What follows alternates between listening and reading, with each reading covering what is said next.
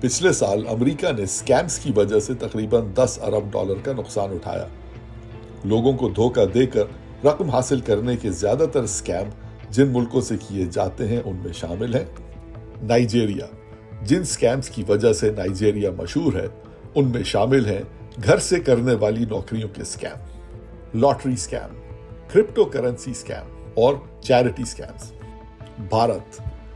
جن اسکیمز کی وجہ سے بھارت مشہور ہے ان میں ہیں tech support schemes, digital marketing schemes, refund scheme, government rebate scheme.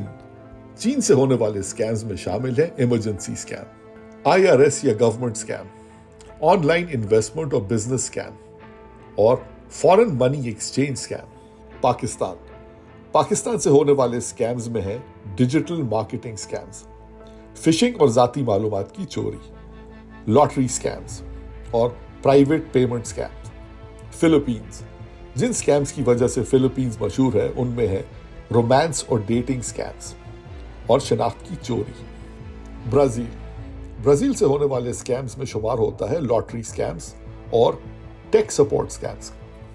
امریکہ کے اندر کل $10 ارب کے نقصان میں سے تقریباً $3.5 ارب کا نقصان ان افراد نے اٹھایا جن کی عمر 60 سے بھی زیادہ تھی۔